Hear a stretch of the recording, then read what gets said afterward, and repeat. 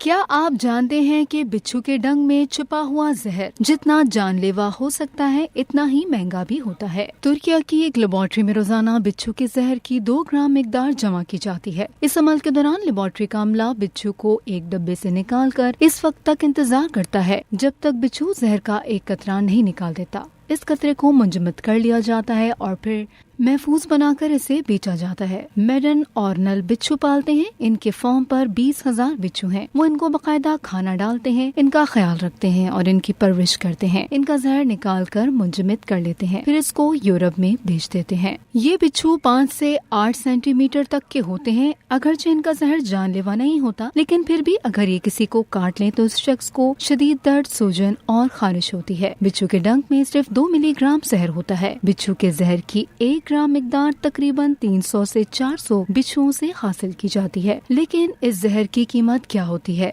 बिच्छू के जहर का 1 लीटर तकरीबन $1 करोड़ का बिकता है। तिब्बी इस्तेमाल में लातीनी अमेरिका में पाए जाने वाले एक मखसूस बिच्छू के जहर से मार्गा टॉक्सिन नामी मवाद हासिल किया जाता है, जो खून की रगों में नए खुलिये बनाने में मदद फराहम करता है और इसे दिल की सर्जरी में भी इस्तेमाल किया जाता है।